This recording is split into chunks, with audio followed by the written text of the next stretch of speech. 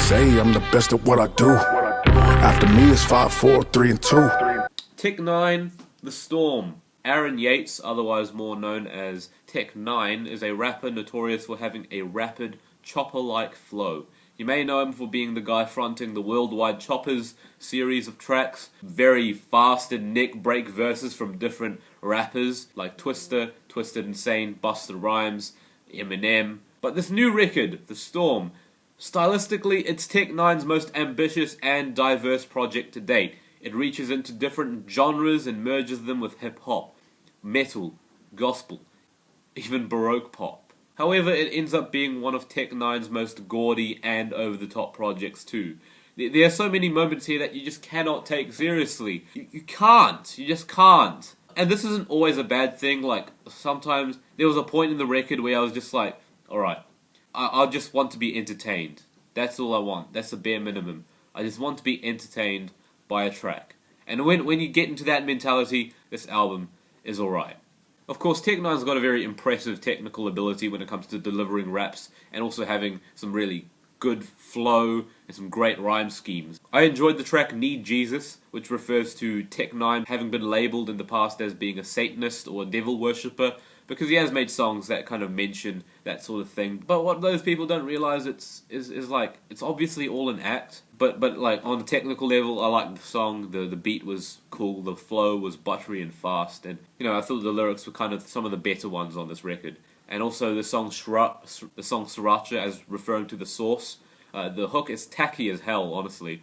I think it's probably not one of the more impressive ones here. It's quite silly. Sriracha. I put that on everything. Sriracha. I put that on everything. But the guest features are pretty good. Logic does a decent job of writing this beat, and he even acknowledges that he doesn't really have to adapt to a double-time flow in order to do his guest spot justice. Woo! I guess I'm supposed to come with that gas flow, but no, I'ma just spit it, I'ma get it good. Wish it. Joyner Lucas also kills his verse, especially towards the end where he just goes all out. Just all out.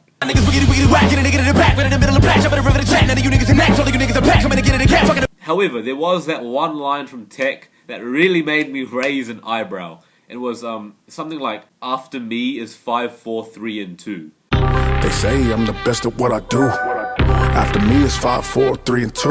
Now, I know what you were trying to say. I know you were trying to say that you're number one. In terms of a numeric sequence, that doesn't work. You're saying after me is 5, 4, 3, and 2, implying that you're number 6. You should have said before me, not after me.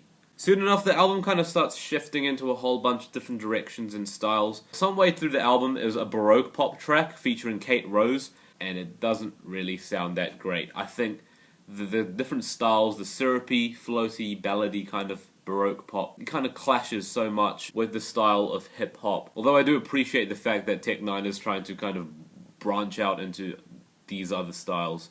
The track Starting to Turn features frontman of Korn, Jonathan Davis, and the resulting track is a hard-hitting rap metal song that really makes a big spectacle of itself. Buddha is a track featuring Boys II Men. The gospel kind of choir vocals managed to fit the moody atmosphere of the beat. Not sure how that worked, but somehow it did. And then Bus Serves is the closest track here to the kind of pop rap you'd hear in the mainstream nowadays. I respect the different directions N9ne went in on this album, but there really wasn't a sense of direction here. An album this year that had direction despite its range of different styles was Beyonce's Lemonade. That album managed to show an emotional progression with the different styles and the genres it went into. N9ne's album here seems to be trying to have a bit of this and a bit of that, with no actual purpose, and as such, a lot of these songs are just in one ear and out the other, without some sort of proper progression kind of tying them together. That and the sheer hamminess of this album is a little too difficult to take seriously.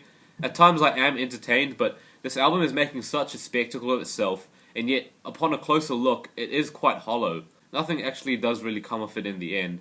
It's just a series of N9ne's new songs. Of course, this isn't to downplay N9ne's technical skill as a rapper, because that is pretty good. I would give this album a 5 out of 10, maybe.